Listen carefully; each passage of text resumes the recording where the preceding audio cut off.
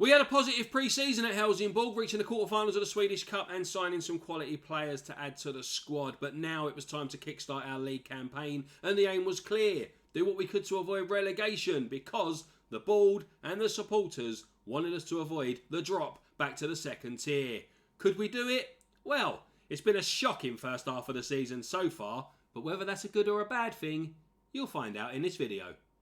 Hello everyone, welcome to the channel on part 5 of my Build a Nation saving Sweden with Helsingborgs. The series is going well so far. We got promoted last season, we reached the quarterfinals of the Swedish Cup in pre-season, and now it's time to fight for our lives as we try to avoid relegation from the top flight. I've looked at it, I've looked at past seasons, and I'm setting a points total of around about 32 points. I reckon that will be enough to at least get us into that relegation playoff, but should be enough to avoid relegation altogether if we can get there. Well, before we start and before I let you know how the first half of the season has gone, if you're enjoying my content, please do hit the like button, subscribe to the channel if you haven't already, and smash that notification bell to know when future videos are going to be released. But without further ado, we are almost at the halfway point of this season, and here is how it's gone so far. We kick-started our league campaign against Malmo, the defending champions and the red-hot favourites to retain their title, and we took the lead. Benjamin Acquar getting on the end of a Maturana pass in the 36th minute. Lingman's free kick early in the second half was deflected in off Nenekov, giving us an own goal. We were 2-0 up over the champions and we were cruising, but Malmo weren't just going to lay down and die. Christiansen pulled one back in the 50th minute. It was 2-1. And now we were fighting to retain our lead, and it didn't last for very long. Peña's ball to Busanello, found Berg, made it 2-2. Now Malmo were going to look to assert their dominance and completely walk away with this game. But we wouldn't let them. Benjamin Acquar's cross was met by Uribe. His header found the back of the net, and it was 3-2. We had beaten the defending champions on the opening day of the season in the most surprising result expected. All I asked for from this game from the players was that they put up a fight, and they did more than put up a fight. Malmo may have had a little bit more possession and a little bit of a higher XG, but we had more shots and we made them pay because we won 3-2. We then showed our resolve in our first away game of the season with some brilliant goalkeeping from Kalle Olsen to earn us a 0-0 draw away at Elfsborg. We had picked up 4 points from our opening 2 games. We'd shown our resolve despite looking second best throughout the second game of the season. And now we would play host to Landskrona, our rivals who finished a mile ahead of us in the second tier last season. So this would be a massive test for how far we had come since the last campaign. It was a hard-fought affair and we only managed one shot on target in the whole game, but it came off of the head of Benjamin Acquar and it was enough to be the only goal of the game and give us another 3 points. We'd won 2 and drawn 1 of our opening 3 games of the season. It was going better than we ever could have imagined. It was another away draw next up because we drew 1-1 with IK Sirius, the side who stayed in the top flight via the relegation playoff. They were 1-0 up through Julius Lindberg in the 29th minute, but Benjamin Acquar got us back on level terms in the 37th minute, and we probably should have ended up with the victory here, but we had to settle for another point. Could we make it 5 unbeaten at home to Värnamo? Well, we made a good start of it. Becherovic getting ahead of the defence and smashing one in from the edge of the area to make it 1-0. The away side hit back immediately with Schultz, an amazing free kick from outside the area, found the top corner. But early in the second half, Acquar made a brilliant run, put the ball across to Becherovic, and he found the back of the net. It was 2-1. And it was another victory. We were 5 unbeaten. It was Helsingborg 2, Värnamo 1, and we were absolutely flying. Our first away victory came next when we got a 1-0 win over Mjällby, thanks to Ariel Uribe's only goal of the game on the 69th minute. Once again, it was our only shot on target. The XG was pretty similar, although Mjällby had a slightly higher one and they hit the target more often. But another brilliant goalkeeping performance from Kalle Olsen, and 1 goal of the game was enough for another 3 points. And we followed that up, making it 7 unbeaten, with Nicholas Maturana scoring the only goal of the game from the penalty spot against Djurgården. We got 2 shots on target in this game. We were again behind in the XG, but We were playing brilliant counter-attacking football. We were being defensively solid, thanks mainly to Jolson in goal, who had another splendid performance with a 7.4 rating. But we were letting teams come at us and then hitting them on the counter-attack. We see we only have 30% possession here, but we made it count when we got our chances and we picked up another victory. It was 7 unbeaten. AIK visited the Olympia next to try and take away our unbeaten run, but we were flying. Becerovic opened the scoring in the 5th minute with a fantastic finish. And then, second half, Nieto got the ball out wide, got in a cross, and Becerovic, all he had to do was touch it in past the keeper. It was 2-0. It was another brilliant defensive performance. It was another great performance from Kalle Jolson. And it was another victory with a clean sheet. It was now 8 games unbeaten. This was unbelievable. This was unbelievable. Absolutely amazing. I never dreamed this could happen in my wildest of dreams. But we were top of the Swedish top flight. We had gone 8 games unbeaten. We were red hot favourites to finish bottom of the table. And here we were, after 8 games, top of the Allsvenskan. But the wheels had to fall off at some point. And the wheels did indeed fall off in the next game. We had gone 8 games unbeaten. We were 1 game away from breaking our record for our longest ever unbeaten sequence. But we couldn't compete away to Häcken. We lost 2-0. Goals from Zé Pedro and Amor Leuni. 2 goals. We only had 1 shot on target in the entire game. And that came from substitute Nino Bursic in like the 94th minute or something.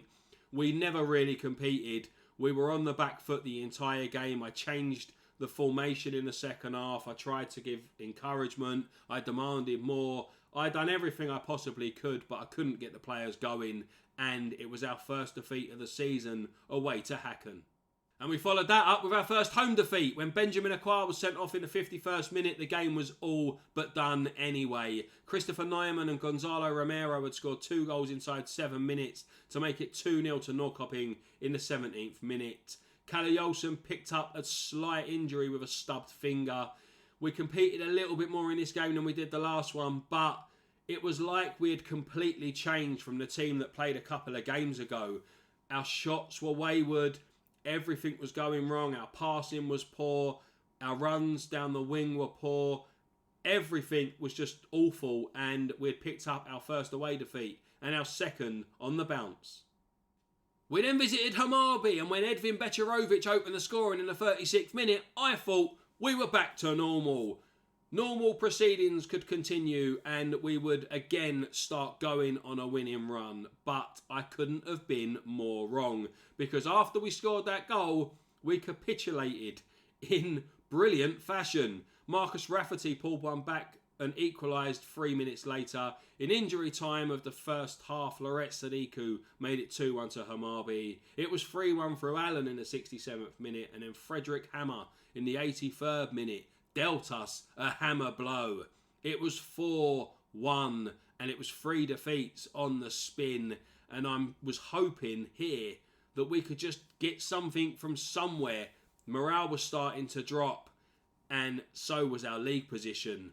We had to do something to stop the rot, and we had to do it quickly. And we kind of did stop the rot in the next game when we played IF Brommapokiana. I'm not sure if that's how you pronounce it. I'm sure somebody will tell me in the comment section. But Byron Nieto put us 1-0 up in the 9th minute. Alexander Johansson equalised for the visitors on the 12th minute. Edvin Becerovic gave us our lead back 2-1 3 minutes before the break. And then the second half, we held on, we clung on, and it looked like we were going to go on to a victory. But Ludwig Fritzson scored in the 83rd minute. It was 2-2. We had to settle for a point, but at least it wasn't another defeat. We had gone 3 defeats on the bounce. Finally picked up a point to stop the rot.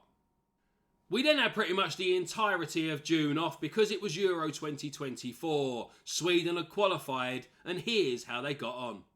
To be honest, it hadn't gone great. They lost 2-1 to Spain in the first game, then beat Ukraine 2-0 to give them a chance. But they threw it away with a 2-1 defeat against Switzerland in the final group game.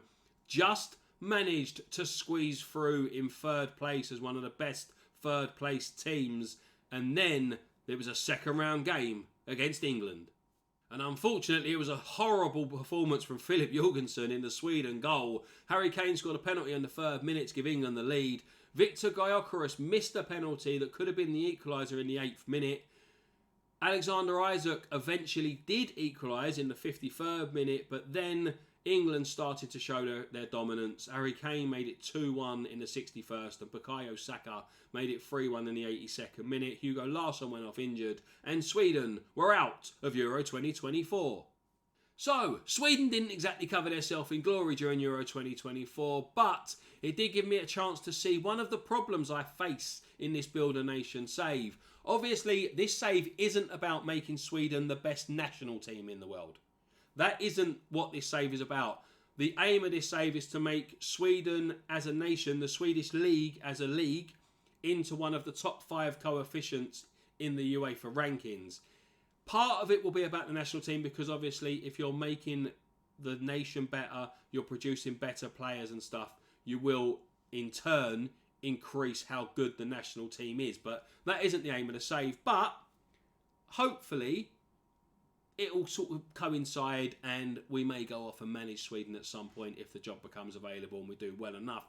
And winning something with the Swedish national team will give us a little bit of a bonus at the end of this save or something. But the one problem I noticed was that there was only one player in the Swedish squad for Euro 2024 that plays his football in the Allsvenskan, and that was Samuel Gustafsson of Häcken, and he didn't even play a single minute of the tournament. So one of the issues I face is getting the best Swedish players into the Swedish top flight, because that way you will have the best players there, you will build the nation, you will build the league within that nation and make it better and climb up the coefficients. If all the best players from your country are playing in other countries, they're just making them countries better. So along the line, we need to get the core of the Swedish national team playing in the Swedish top flight. But that was June nearly over. It was Euro 2024 over for Sweden, and now Helsingborg were back to league action. And it was a trip to another of our rivals, IFK Gothenburg, and Becherovic found Adam Bergmark-Weiberg, who on his return from injury opened the scoring in the 30th minute to give us the lead. But unfortunately, we couldn't hold out. And Ask put the ball across, was met from the head of Gattuso, and it was 1-1.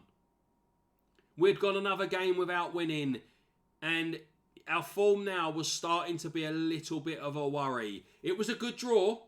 It was a draw away to a very good Gothenburg side, but it was starting to become a little bit of a worry.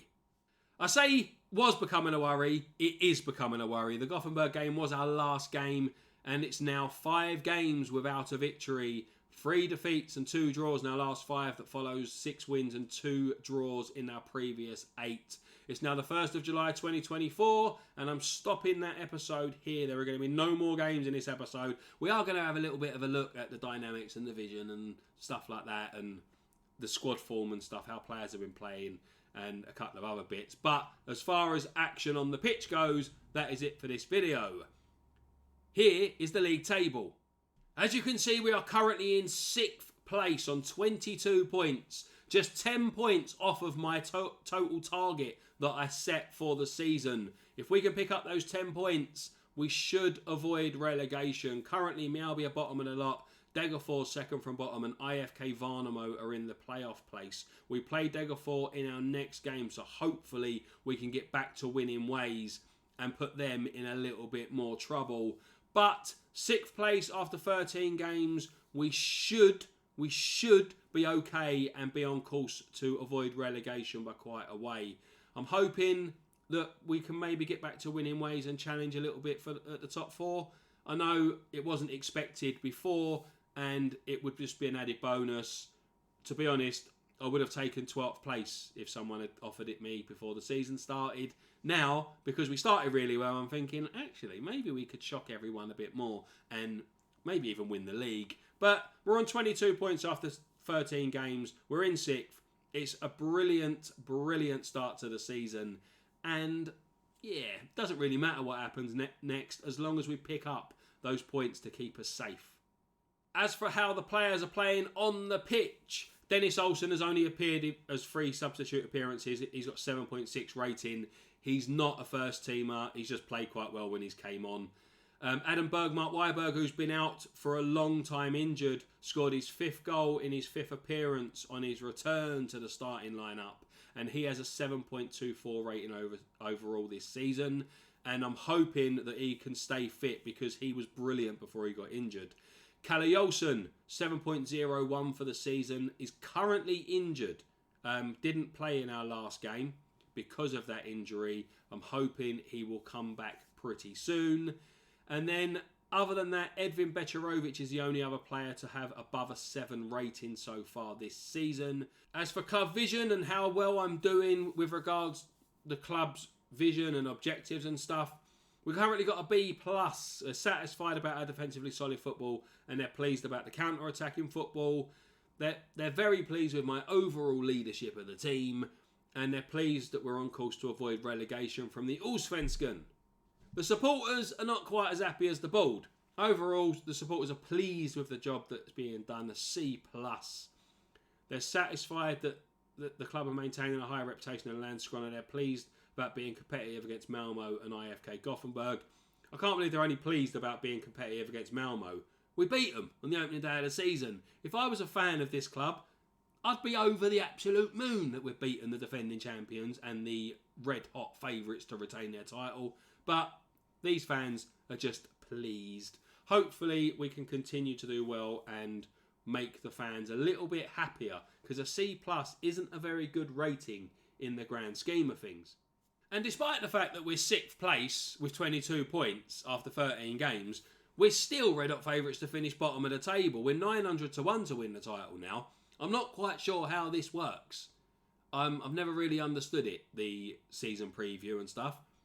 But you would think that being 6th place with 22 points after 13 games, when really 30 odd points, like 30, 31, 32 points should be enough for safety, we might have jumped up that a little bit.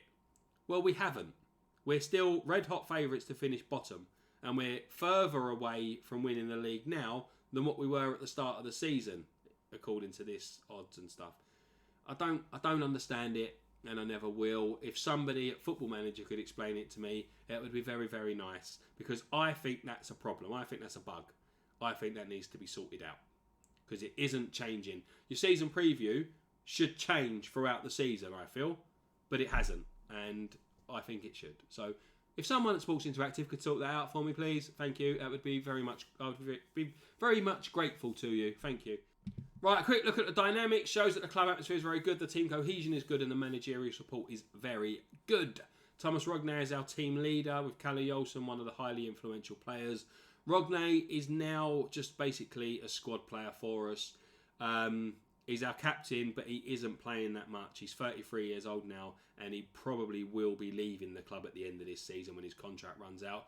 Lucas Lingman, who I don't actually think I looked at his attributes and stuff in the last episode when I was introducing all new players. Lingman isn't a new player. He was out on loan last season. He's come into the team now, but he wants to move to a club with a stronger squad. He's wanted to move since the start of the season. No one's actually put an offer in for him yet. He's still asking to leave. Now, John Berkfeldt wants to go out on loan in order to secure a permanent move, and Niels Ardvidsson wants a new deal as his current one doesn't have long left to run. So they are the issues within the club. They're not much to cause any real problems. As you can see, the very good managerial support and very good club atmosphere. I'm hoping that doesn't drop, though, because the way we're playing at the minute, the last 5 games, it could be cause for concern if it continues. But that's if it does continue, because we could quite easily go and smash Degerfors in the next game, get back to winning ways, and it's all gravy again, baby. But we're doing well. We're doing well this season. 22 points from 13 games to leave us in 6th place. And yeah, it's a better start than I ever could have imagined, to be fair. And I'm pretty happy with it. Anyway, that's going to be the end of this video. I hope you enjoyed it. If you did, please do smash the like button. Subscribe to the channel if you haven't already, and notification bell and all that, like I mentioned before. Thank you all very, very much for watching. It is a bit delayed, this video, to what I had planned. There has been a few issues preventing me from getting this video up before I did. But hopefully it was well worth the wait and you will all join me again next time. Until then, bye-bye for now.